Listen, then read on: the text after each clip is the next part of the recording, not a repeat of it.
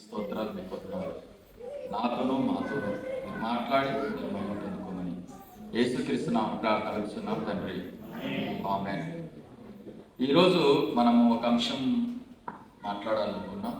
ఆ అంశం ఏంటంటే, మనమందరం కూడా క్రీస్తు న్యాయ సింహాసనం లేకపోతే క్రీస్తు ఎదుట నిలబడినప్పుడు, యేసుక్రీస్తు ఎదుట నిలబడినప్పుడు దేవుడు మనల్ని లెక్క అడుగుతాడు. దేవుడు ఎందుకు లెక్క అడుగుతాడంటే, భూమి మీదకి వచ్చిన తర్వాత, యేసు ప్రభువును నమ్ముకున్న తర్వాత, ఆయన సంఘంలో చేర్చబడిన తర్వాత, దేవునిలో ఎదుగుతున్న తర్వాత, దేవుడు మనము దేవుని కొరకు ఏ పనులు చేశామో వాటిని అన్నిటిని కూడా లెక్క అడుగుతాడు. ఏమడుగుతాడు? లెక్క అడుగుతాడు. దేవుడు చాలా లెక్కల మాస్టర్. ఆయన దేవుడు ప్రతిదీ కూడా ఈ సృష్టిలో సృష్టించేటప్పుడు లెక్క వేసుకొని సృష్టించాడు. ఉదాహరణకు ఒక మాట చెప్తాను. మనం స్నానం చేస్తూ ఉంటాం కదా, స్నానం చేస్తున్నప్పుడు ఎంటికలు ఊడిపోతాయి. అవి మనకి లెక్క ఉండవు. దూపుకుంటా ఉంటాం, అప్పుడు ఊడిపోతాయి. అవి లెక్కేస్తాం ఏమన్నా మనము, అవి మనకి లెక్కేది. కానీ ఆయన అంటాడు, మీ తల వెంట్రుకలన్నీ లెక్కింపబడి ఉన్నవి అంటాడు. అంటే నేను భూమి మీదకి వచ్చేటప్పుడే నీ తల మీద ఎన్ని ఎంట్రుకలు ఉండాలి లేకపోతే ఉన్నాయో ఎవరికి తెలుసు? దేవునికి తెలుసు. ఎన్ని ఊడుతున్నాయి, ఎన్ని ఉన్నాయి అనేది కూడా దేవుడికి ఏం కావాలా? లెక్క. అందుకని కొరింథీయులకు రాసినటువంటి మొదటి పత్రిక 5వ అధ్యాయం 10వ వచనం చూడండి. 5వ అధ్యాయం 10వ వచనం, రెండవ పత్రిక, కొరింథీయులకు రాసినటువంటి 2వ పత్రిక 5వ అధ్యాయము 10వ వచనం. తాను జరిగించిన క్రియల చొప్పున అవి మంచివైనను సరే చెడ్డవైనను సరే దేహముతో జరిగించిన వాటి ఫలమును ప్రతివాడును పొందునట్లు మనమందరము క్రీస్తు న్యాయపీఠము ఎదుట ప్రత్యక్షము కావాలి. ఎక్కడ కావాలంట? క్రీస్తు న్యాయపీఠం ఎదుట మనమందరం కూడా ఏం కావాలంట? ప్రత్యక్షం కావాలంట. ఎప్పుడైతే ప్రత్యక్షం? మనం తెస్సలోనికులకు రాసినటువంటి మొదటి పత్రిక 4వ అధ్యాయము 14 నుండి చదవండి, బాగుంటుంది. యేసు మృతి పొందిన తిరిగి లేచెనని మనం నమ్మిన యెడల అదే ప్రకారం యేసునందు నిద్రించిన వారిని దేవుడు ఆయనతో కూడా వెంట పెట్టుకొని వచ్చును. మేము ప్రభు మాటను బట్టి మీతో చెప్పేది ఏమనగా, ప్రభు రాకడ వరకు సజీవులమై నిలుచుండు మనము నిద్రించిన వారి కంటే ముందుగా ఆయన సన్నిధి చేరము. ఆర్భాటముతోను ప్రధాన దూత శబ్దముతోను దేవుని బూరతోను పరలోకము నుండి ప్రభు దిగివచ్చును. క్రీస్తునందు మృతులైన వారు మొదట లేస్తారు. ఆ మీదట సజీవులమై నిలిచి ఉంటూ మనము వారితో కూడా ఏకముగా ప్రభువుని ఎదుర్కొనుటకు ఆకాశ మండలమును మేఘముల మీద కొనిపోబడదము. కాగా మనము సదాకాలము ప్రభువుతో కూడా ఉందుము. కాబట్టి మీరు ఈ మాటల చేత ఒకడు ఆదరించుకోండి. ఏమర్థమైంది? యేసుక్రీస్తు ఏ రీతిగా అయితే చనిపోయి తిరిగి లేచాడో మనము కూడా ఒకరోజు తిరిగి లేస్తాము. ఎప్పుడు లేస్తామంటున్నాడు ఆయన? ప్రధాన దూత శబ్దముతోను దేవుని బూరతోను పరలోకం నుండి దిగి వచ్చిన తర్వాత ఆయన ఏం చేస్తాడంట? మొట్టమొదటిగా క్రీస్తునందు మృతులైన వారిని మొదటగా లేచింది ఎవరు? యేసు ప్రభువు వారు. సెకండ్ లేచేది ఎవరు? పాత నిబంధనలో ఉన్న భక్తులు. సెకండ్ లేచేది ఎవరు? పాత నిబంధనలో ఉన్న భక్తులు. అంటే ఆదాము మొదలుకొని బాప్తీసమిచ్చు యోహాను వరకు ఎంతమంది అయితే చనిపోయారో నీతిమంతులు, వారి ఆత్మలన్నీ ఏమవుతాయి? మొదట లేస్తాయి. ఆ తర్వాత ఎవరు లేపబడతారు? క్రీస్తునందు సజీవులమైన ఆ రోజు యేసుక్రీస్తు ఒకవేళ వచ్చేటప్పటికి మనం సజీవులుగా ఉన్నామనుకోండి, అప్పుడు ఏమవుతుంది? మనము కూడా లేస్తాము. లేచిన తర్వాత మనమందరం కూడా ఎక్కడికి పోతామంటే ముందు క్రీస్తు న్యాయ సింహాసన తీర్పులో నిలబడతాం. ఎక్కడ నిలబడతాం? సింహాసనం ఎదుట. ఇంతకు ప్రధాన దూత అంటే ఎవరు? ప్రధాన దూత అన్నా ఈ బ్యాచ్ ని తీసుకొని అన్న ఈ బ్యాచ్ ని తీసుకొని బయట బాగుంటుంది అన్న. ఒకరు ఎవరన్నా లేచి దయచేసి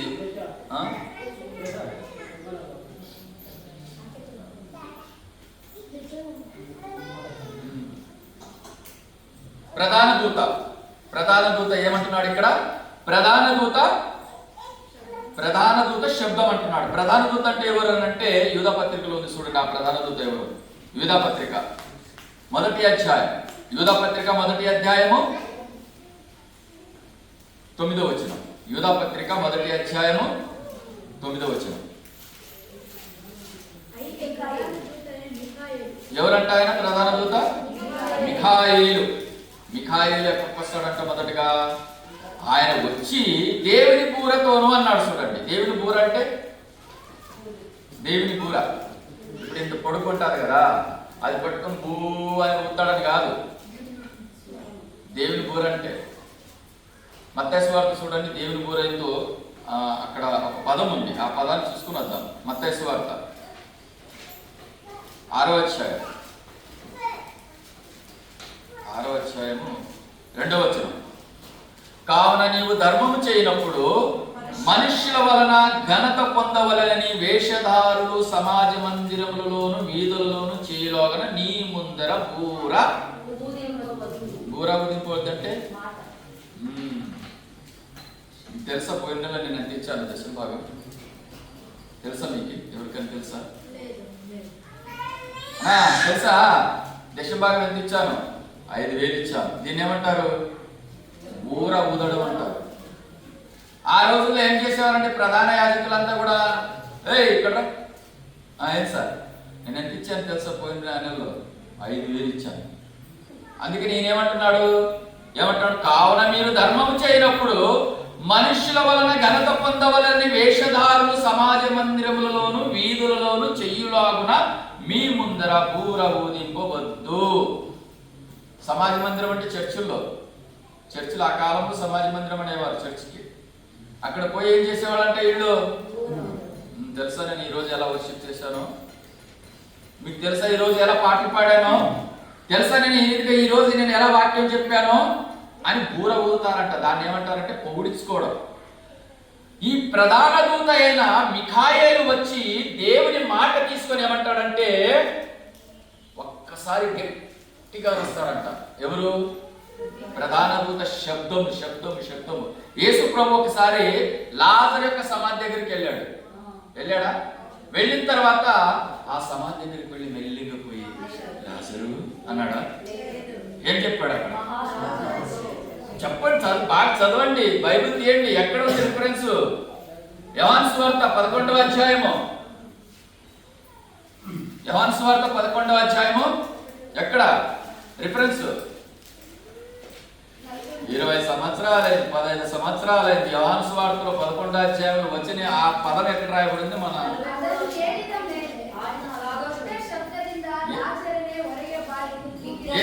ఏ శబ్దం అమ్మా? బిగ్గరగా చెప్పాడంట. ఎలా చెప్పాడు? బిగ్గరగా చెప్పాలి. అదే రీతిగా ప్రధాన దూత అయిన మిఖాయేలు వచ్చి దేవుని బూర అంటే దేవుని మాటగా ప్రకటిస్తాడంట. ఆయన ఏమని? నా కోసం శ్రమ పడిన వారులారా బయటికి రండి అంటారట ఒకే దెబ్బతో. ఎవరిని? సమాధుల్లో ఉన్నవారు లేకపోతే పరదేశంలో ఉన్నవారిని బయటకు వచ్చేస్తారు అందరూ కూడా.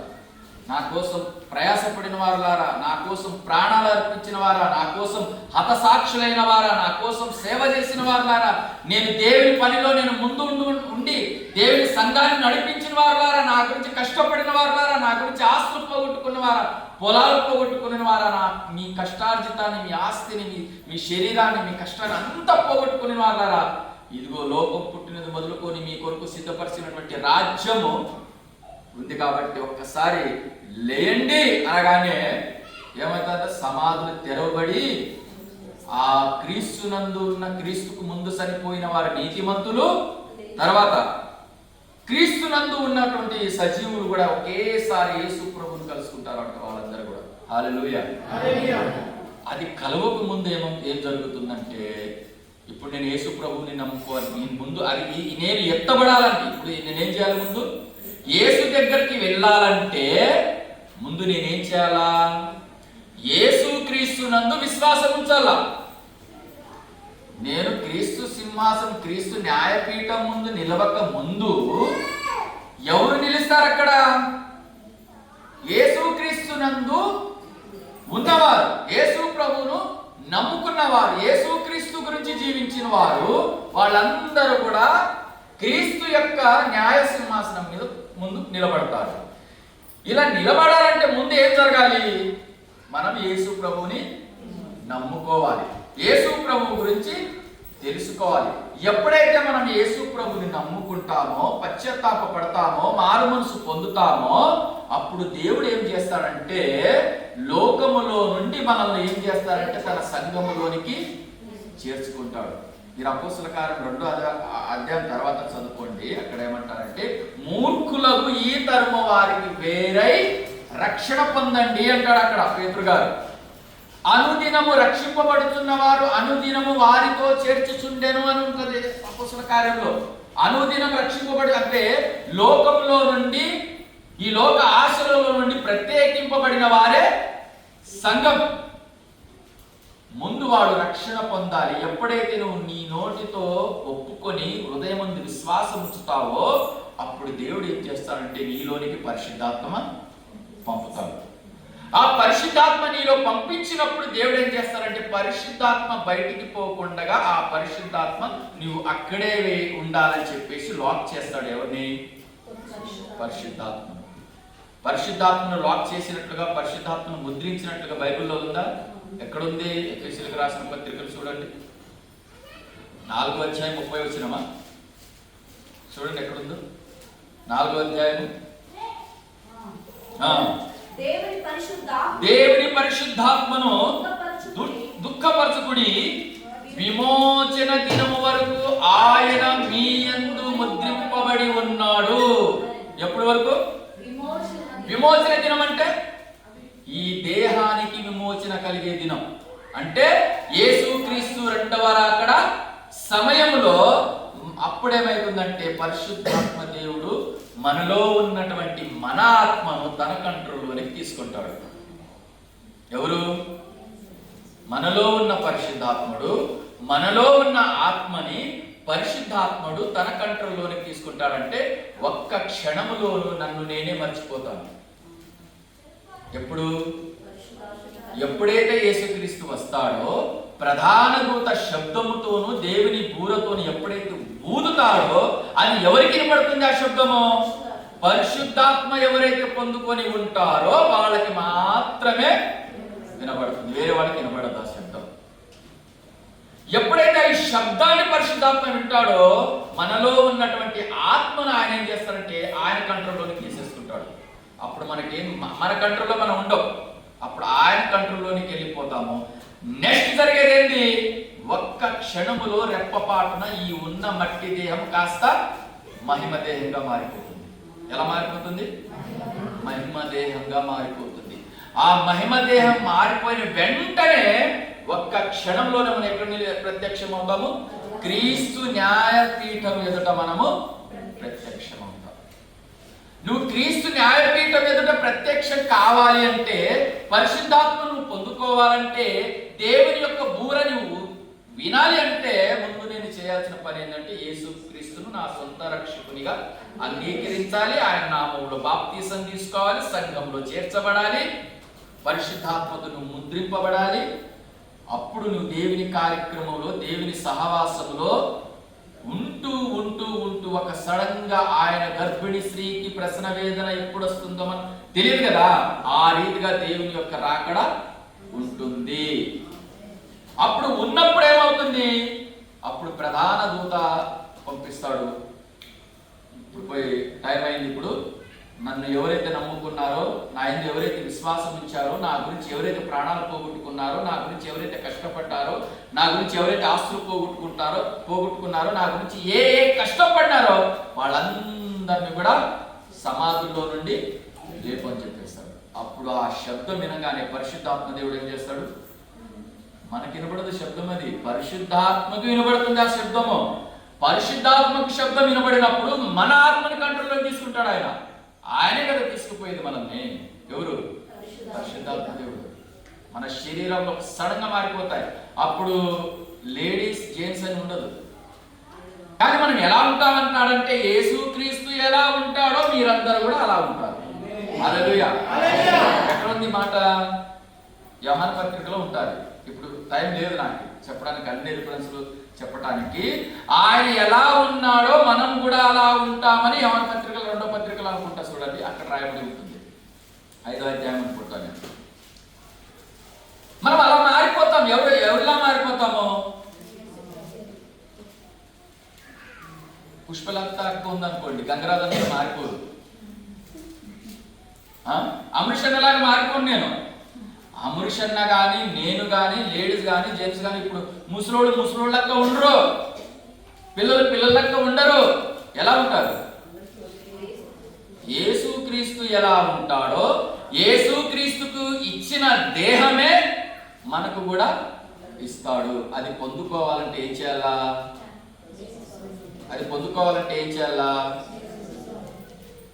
సహోదరులారా, పరిశుద్ధమును దేవునికి అనుకూలమైన సజీవ యాగముగా మీ శరీరములను దేవునికి సమర్పించుకోండి. ఇట్టి సేవ దేవునికి యుక్తమై ఉన్నది. ఎక్కడ రాయబడి ఉంది? రోమీయులకు రాసిన పత్రిక 12వ అధ్యాయము 1వ వచనంలో రాయబడి ఉంది. ఆ దేహం కావాలంటే ఈ దేహం నేనేం చేయాలా? ఆ దేహం కావాలంటే ఈ దేహాన్ని నేనేం చేయాలా? ఆ దేహం కావాలా నాకు? ఈ దేహాన్ని నేనేం చేయాలా? ఇప్పుడే చెప్పి కదా మాటలు. సహోదరులారా, పరిశుద్ధమును దేవునికి అనుకూలమైన సజీవ యాగముగా ఆయనకు ఏం చేయాలా? సమర్పించుకోవాలా. అంటే ఆయన గురించి నేను ఈ జీవిత కాలంలో నేను బ్రతికి ఉన్నప్పుడే నేను దేవుని గురించి బలమైన కార్యక్రమములు చేయాలా, దేవుని గురించి బ్రతకాలా, దేవునికై చనిపోవాలా. అప్పుడు ఏం చేస్తాడు? ఇది ఇస్తే ఆయన అది ఇస్తాడు. అర్థమైంది? ఇది ఇస్తే, ఈ దేహం ఇస్తే ఆయన అది ఇస్తాడు. ఎప్పుడైతే మార్పు చెందుతుందో మనం అందరం కూడా ఎక్కడ నిలబడతామో? క్రీస్తు న్యాయపీఠం. ఈ క్రీస్తు న్యాయపీఠం ముందు నిలబడాలంటే ఇంత జరగాలి.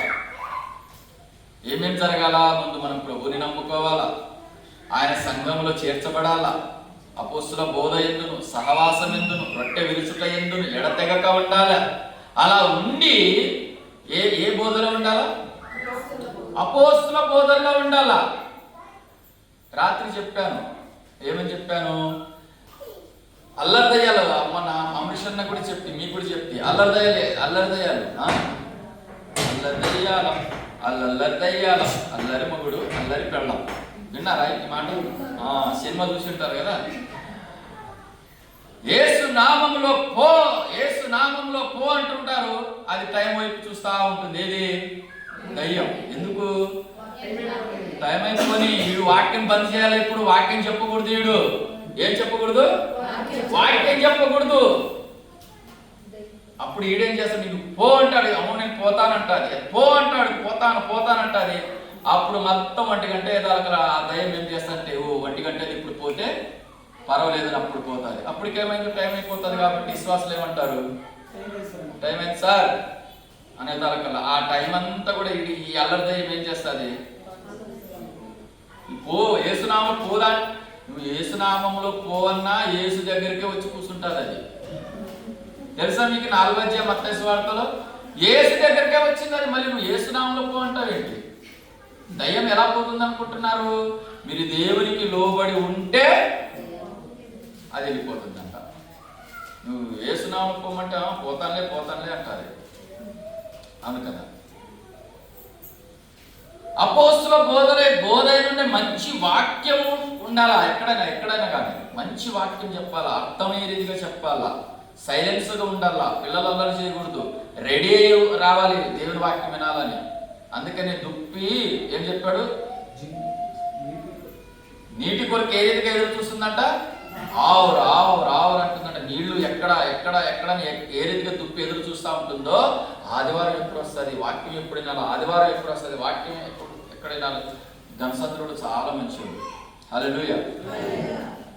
3 రోజులు కంటిన్యూగా వచ్చారు. గురువారం, శుక్రవారం, శనివారం, ఆదివారం 4 రోజులు కంటిన్యూగా వచ్చారు వాక్యం వినడానికి. ఈ 3 రోజులు ఏం చెప్పాను నేను, విగ్రహములకు బలి ఇచ్చిన వాటిని తినవచ్చా. విగ్రహం వెనుక ఏముంటుందమ్మా, ఏముంటుంది, విగ్రహం వెనుక ఏముంటుంది, దయ్యాలు ఉంటాయంట. చూడండి, ఇప్పుడు వాళ్ళు ఏ విగ్రహాన్ని చూసినా విగ్రహం దయ్యం కాదు, విగ్రహం పట్టిదే, కానీ విగ్రహం వెనక ఉన్నది ఎవరు? బైబిల్లో గుళ్ళను పడగొట్టమన్నాడా, విగ్రహాలు పడగొట్టమన్నాడు కదా. ఎందుకు?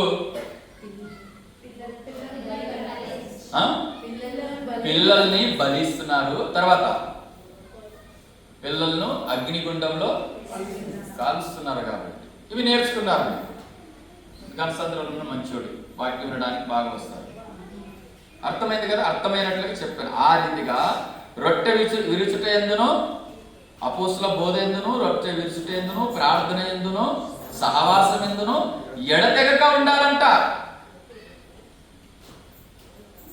అలా ఉన్నప్పుడు దేవుడు ఏం చేస్తారంటే పరిశుద్ధాత్మ ద్వారా కడుపూర మోగంగానే మనమందరము క్రీస్తు న్యాయ సింహాసనం ముందు నిలబడతాము. అక్కడ ఆయన ఏమడుగుతాడు?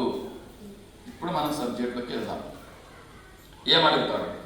దేవుడు ఆయన ముందు మనం నిలబడినప్పుడు ఏమడుగుతాడంటే, దేవుడు మనకిచ్చిన ఈ దేహాల గురించి లెక్క అడుగుతాడు. ఏమడుగుతాడు? ఈ దేహాలు, ఈ శరీరాలు, ఈ శరీరం ఇచ్చింది ఎవరు? దేవుడు. ఈ శరీరం ఎవరికి ఉపయోగిస్తున్నావు, ఎవరికి ఉపయోగించావు అని అడుగుతాడు. దేహం నేను ఇచ్చిందే కదా. తల్లి గర్భములో 9 నెలలు నిన్ను కంటికి రెప్పలా కాపాడి నీకు అపురూపమైన మంచి దేహాన్ని ఇచ్చి భూమి మీదకు పంపిస్తే ఈ దేహంతో నువ్వేం చేశావు అని లెక్క అడుగుతాడు. కొరింథీయులకు రాసిన పత్రిక కొరింథీయులకు రాసినటువంటి పత్రిక 6వ అధ్యాయము 20వ వచనం చూడండి. కొరింథీయులకు రాసినటువంటి మొదటి పత్రిక 6వ అధ్యాయము 20వ వచనం. అయితే దేవుడు మీరు మీ సొత్తు కాదు, విలువ పెట్టి కొనబడిన వారు. మీరు మీ సొత్తు కాదు, విలువ పెట్టి కొనబడిన వారు కనుక మీ దేహముతో దేవుణ్ణి మహిమపరచండి. దేంతో మహిమపరచాలంట? మీ దేహంతో దేవుణ్ణి మహిమపరచాలి. మీ దేహంతో దేవుణ్ణి మహిమపరచాలి. ఏ రీతిగా పరచాలి దేవుణ్ణి మహిమ అంటే, చర్చిలోనికి వచ్చి చైర్ మీద కూర్చొని 2 కొనుక్కులు ఇట్లా తీస్తే అప్పుడు దేవుడే బలివాడు నా కొడుకు. చర్చిలోకి వచ్చి కుర్చీ మీద కూర్చొని మరీ తూగుతున్నాడంటే ఏం మహిమపరుస్తున్నాడు నా బిడ్డ అనుకుంటాడు దేవుడు.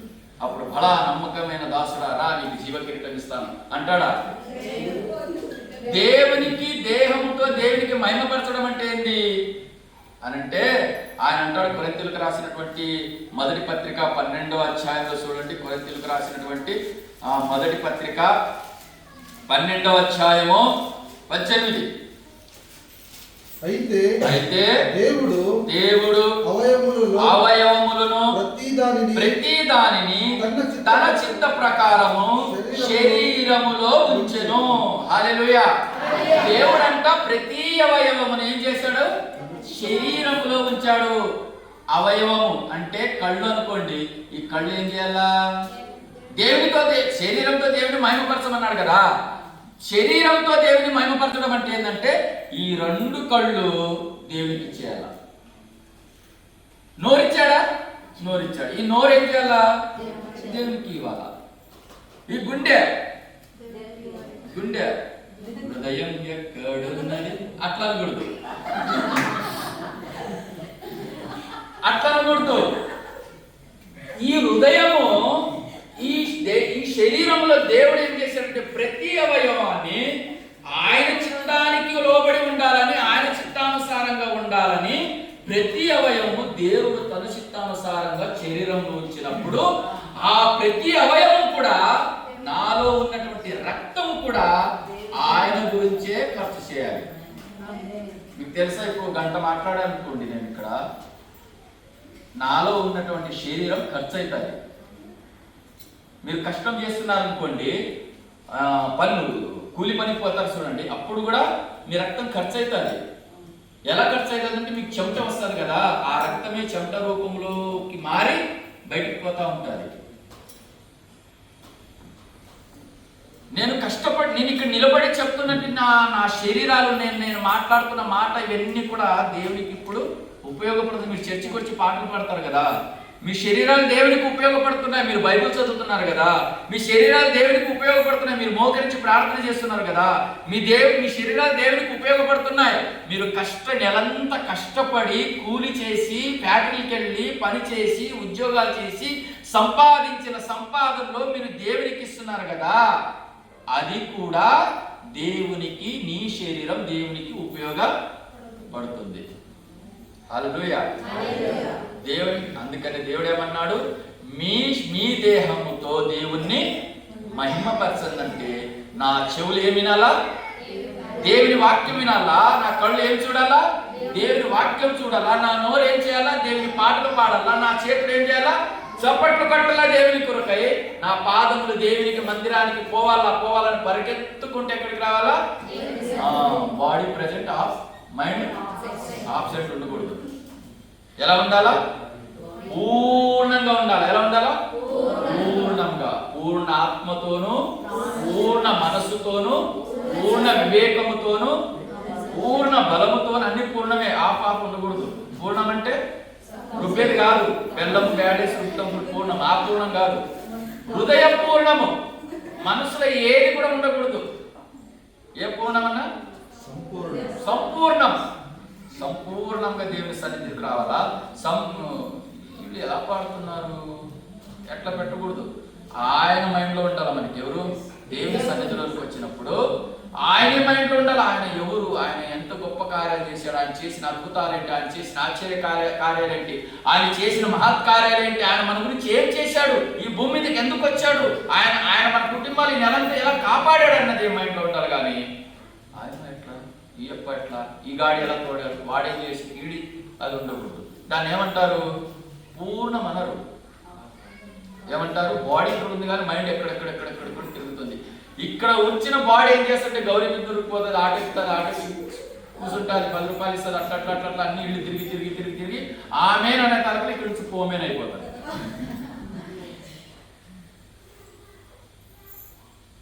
దేవుడు క్రీస్తు న్యాయ సింహాసనం ముందు కూర్చున్నప్పుడు అడిగే ముందు లెక్క ఏమడుగుతాడు? దేవుడు నీకిచ్చిన దేహం గురించి లెక్క అడుగుతాడు. ఈ దేహం అంతా కూడా దేవుడు ఇచ్చాడు. ఈ దేహంలో ఉన్నటువంటి ప్రతి అవయవం కూడా దేవునిదే. అందుకనే దేవుడు ఏం చేస్తాడు? లెక్క అడుగుతాడు. సెకండ్ పాయింట్ చూద్దాం. సెకండ్ పాయింట్ మత్తయి సువార్త 12వ అధ్యాయం. మత్తయి సువార్త 12వ అధ్యాయం 36వ వచనం. మత్తయి సువార్త 12వ అధ్యాయము 36వ వచనం. చదవండి. నేను మీతో చెప్పేదేమనగా, మనుషులు పలికే ప్రతి వ్యర్థమైన మాటలకు కొడబేకు. జాగ్రత్త. ఏమడుగుతాడంట అని? ఏమడుగుతాడంట? నేను మీతో చెప్పుకున్నదేమనగా, మనుషులు పలుకు ప్రతి వ్యర్థమైన మాట, ప్రతి మాటను గూర్చి విమర్శ దినముందు, అంటే క్రీస్తు న్యాయ సింహాసనం ముందు నిలబడినప్పుడు లెక్క చెప్పాలి నువ్వు. నేను పలికే ప్రతి వ్యర్థమైన మాట అంటే దేవుని గురించి కానిది ఏదైనా కానీ అది వ్యర్థమైన మాట. దేవుని కొరకు కానిది ఏదైనా కానీ అది వ్యర్థమైన మాట. అందుకని మలాకి గ్రంథంలో చదువుకున్నాం కూడా, అప్పుడప్పుడు చదువుకుంటున్నాం కదా, యెహోవాను గురించి ఒకరు ఆయన గురించి మాట్లాడుకునే వాళ్ళ వైపు ఏం చేస్తారంటే ఆయన చెవి పెట్టి, ఎక్కడ రిఫరెన్స్ 3:16 ఏమన్నాడు? ఎవరంటే వీళ్ళు యెహోవా యొక్క భక్తులు. ఎవరి గురించి మాట్లాడుకుంటున్నారు? దేవుడి గురించి మాట్లాడుకునేటప్పుడు దేవుడు ఏం చేస్తాడంట? మిగతా వారి గురించి మాట్లాడితే వినడు. ఒకవేళ మాట్లాడితే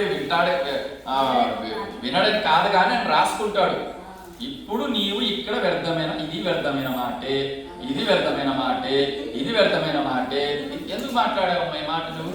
లేదు ప్రభా, ఆమె నాకు చాలా నా మైండ్ బ్లాక్ చేసింది ప్రభా ఏం చేసిందంటే ప్రభా కుండి తీసుకొచ్చి నా ఇంటి ముందే కసర వేసింది ప్రభా. అక్కడ నేను అప్పుడు నేనేమన్నా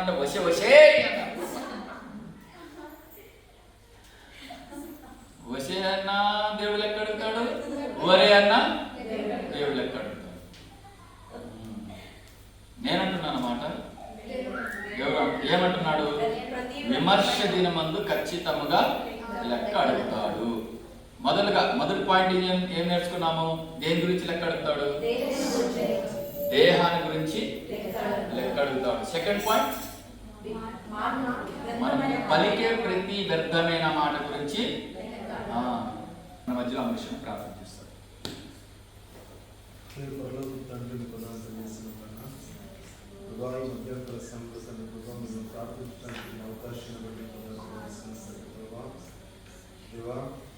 నేను మాట్లాడే విధానం బట్టి చేస్తున్నాం తండ్రి. మొదటిగా రాజ్యాన్ని వెలికారి మొదలైన ఈ లోక సంబంధమైన ఆశలతో కథని ప్రభా, పరలోక సంబంధమైన ఆశ కలిగి ఉండేటటువంటి సహాయం చేయండి ప్రభా. మేము గడిచిన దినాల్లో గడిచిన క్షణాల్లో చేసిన ప్రతి ఒక్క తప్పును మాలో నుంచి తీసివేసి తండ్రి ప్రభా. మేము పరిశుద్ధుల మొదలుపెట్టిన సహాయం చేయమని ప్రార్థిస్తున్నాం. మేము తండ్రి ప్రభా మీకు పనికొచ్చే బిడల ఉండేటటువంటి సహాయం చేయమని ప్రార్థిస్తున్నాం తండ్రి. మేము మీ నీతి మీ సత్య స్వార్థని ఈ లోకంలో చివరి వరకు మేము తీసుకుపోయేటటువంటి సహాయం చేయమని ప్రార్థిస్తున్నాం. మా అందరినీ మీరు వాడుకొని ప్రార్థిస్తున్నాం. ఇక్కడ పోయిన ప్రతి ఒక్క సహోదరులను మీరు దీవించి ఆశీర్వదించమని ప్రార్థిస్తున్నాం. ప్రతి ఒక్క బిడ తండ్రి ప్రభా మీ సత్య సువార్త కొరకు ప్రయాసపడేటట్లు ప్రతి ఒక్క బిడకు మంచి జ్ఞానము, వివేకాన్ని, శక్తిని, బలాన్ని మీరు అనుగ్రహించమని ప్రార్థిస్తున్నాం. సహాయం చేయండి తండ్రి. బలంలో మేము చేతులు చేస్తున్నాం ప్రభా. దేవా, మేము గడిచిన దినాల్లో చేసిన ప్రతి ఒక్క తప్పును మేము జ్ఞాపకం చేసుకుని పశ్చాత్తాపం పొంది మరలా ఆ పాపములో తండ్రి ఎన్నడూ చేయకున్నటువంటి సాక్ష్యాన్ని ప్రార్థిస్తున్నాం. కృప చూపండి, కనికరించండి. మేమేమైనా నమ్ము కేవలం మీ చితార్థమైన కృపను బట్టి అని మేము నమ్ముతూ మా కొరకు రానైనా నజరుడైన యేసు వారి యొక్క ప్రశస్తమైన నామములో ప్రార్థించి పొందుకుంటున్నాం తండ్రి.